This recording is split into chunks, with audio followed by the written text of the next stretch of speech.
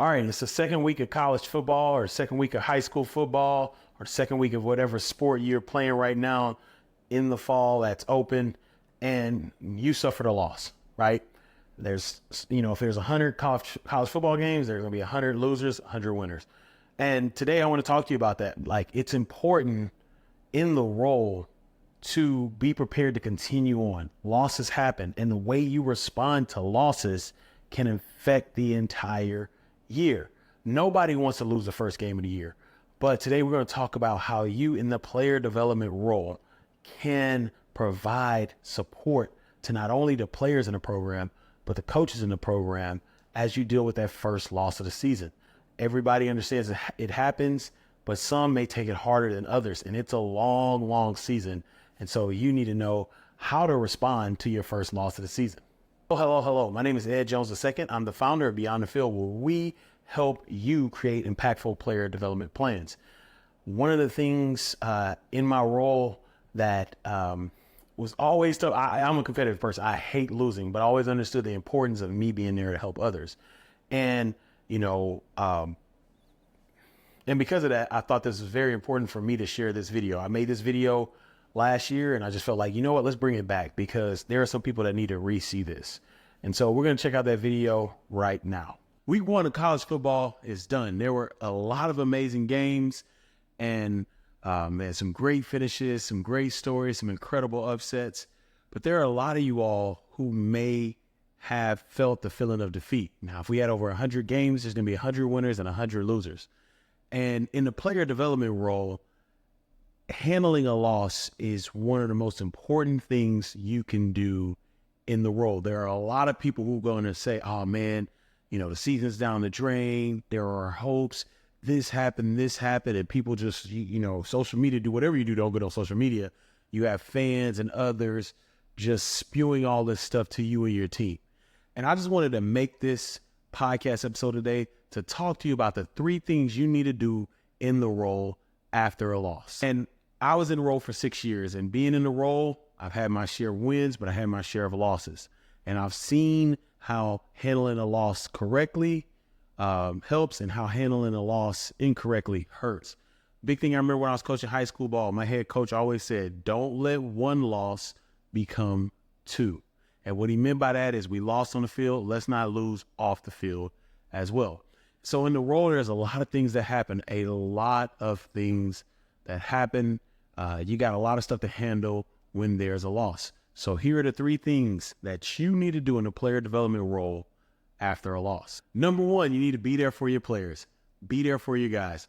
There are some guys that may have felt like, hey, I didn't get the playing time I deserve or the playing time I wanted, or there may have been guys who didn't make the plays or had opportunities to make plays and it didn't happen. There may be your freshman, your red shirt who feel like they should not be red shirt and they should be a part of the game. Whatever it may be, you need to be there for the guys. Losses can just show a lot of stuff. It can show you what's really, the toothpaste analogy. You really squeeze, a loss of squeeze what's really inside of you out. And so first thing is you want to be there for the players in the locker room. Hey, we got it. Hey, let's keep going. It's one game. I believe in you. Hey, keep working at practice. You're going to get time because they're going to come in your office. You're going to start to see body language. You observe and look at these players that are under your influence. You start to notice things. You start to see those couple group of players talking to each other. You start to see these, different things happening that they were hanging with each other. They don't hang anymore. You need to be there for your players. When you see these things, you need to address them. Even if, I've addressed them and I've been wrong, but it's best to address them than to not address them. And what you think is happening, actually festers into a bigger problem. So you want to be there for your players, the ones that started, the ones that played, the reserve players, the ones who may have felt like they should have got in the game, felt like they could have affected the game, your scout teamers, your red shirts. You are going to have a lot of conversations across the board, but you need to be there for your player. All right, so you heard me talking a video about what I've done in the role. I was in the role at the University of Houston, University of Kansas, and Baylor. And if you want to know what I did in the role and use things that helped me find success at these 3 separate universities under 5 head coaches, the Player Development Guide ebook is perfect for you. It is an ebook that talks about the Beyond the Field program that I used in the role. It covers personal wellness, community impact, career development, mentorship, alumni relations, and so much more. That ebook can be in your email by the end of this video.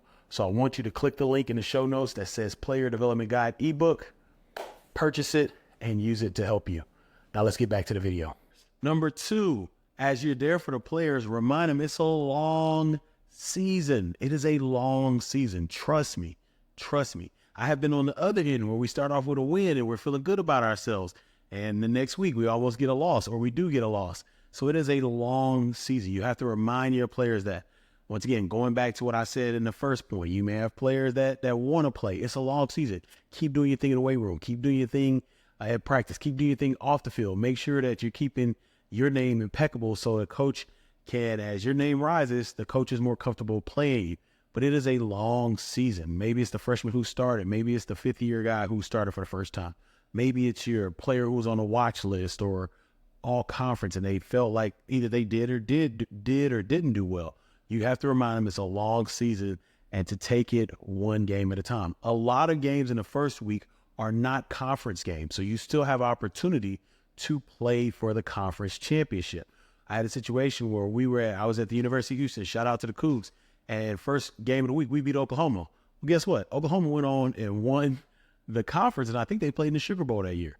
And so that's a great example of having a long season. It is a long season. You want to make sure the players know that, and also you want to make sure your coaches know that as well. As they're coaching people up, I know coaches have short leases. I know, fans get on there and they start, giving messages to coaches, boosters. Your ADs may feel a little uneasy, but remind everybody in the program, you have the opportunity to affect the entire program in a player development position. Trust me.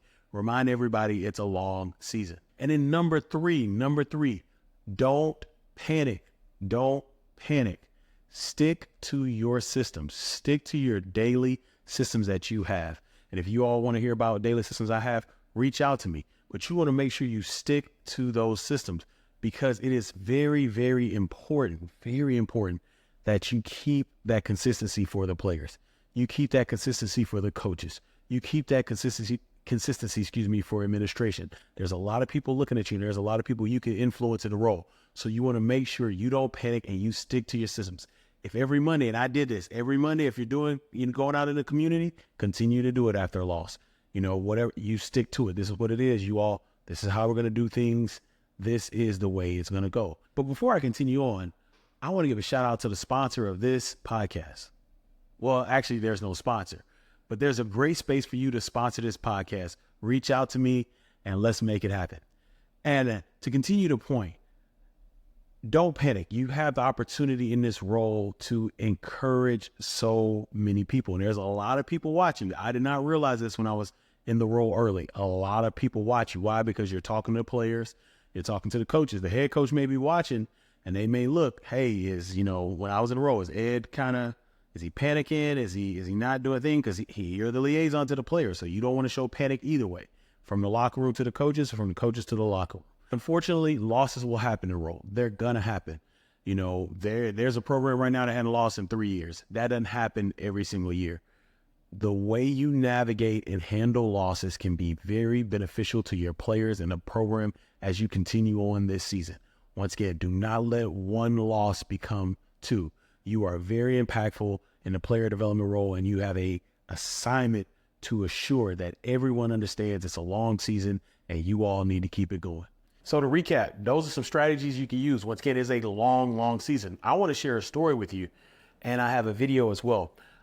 It was 2019. I was at University of Kansas right here. Shout out to the Jayhawks. And we played the University of Texas.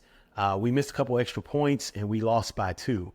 Our kicker was on the plane. I could see him. I could see that his head was really down. I could see he was just really down on himself, and he felt like this was his fault. It wasn't his fault. Y'all know how football goes, or sports goes. There's a lot of different things that make, y'all know what I'm talking about. Like, there's a lot of different instances, a lot of things that didn't happen that didn't go our way.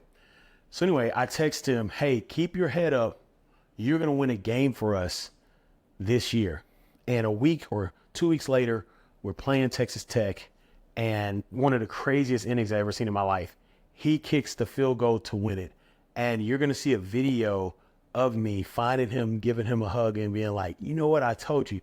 I also have the photo. Hopefully I could put it in this video. I think I figured out editing, but it was a great moment where he was like, thank you so much, coach, for believing in me. And that is something that you can do in a role in player development. So check the video out. These guys in these moments, and yeah, this is their job. Make the kick. Not an easy thing to do, and this would be great redemption for him, especially based off how things played out last week and the kicking issues they had. And Les Miles is very confident in him. It's very clear yesterday when we got a chance to talk to him about his kicker. He said, look, I feel really good about him. He's going to get a chance to make a big kick tomorrow night, and here we are, right here with a chance for redemption. Just 13 seconds to go. Liam Jones, the junior from Choctaw, Oklahoma, from 40 yards out. And the kick is blocked. Zach McPherson pitches it back. And it's recovered by Kansas. 1 second on the clock. 1 second to go in this ball game. Liam Jones, Kansas, as we've mentioned, looking for their first Big 12 win under Les Miles. They have 6 conference wins in the last decade. This would be huge. Liam Jones from 32.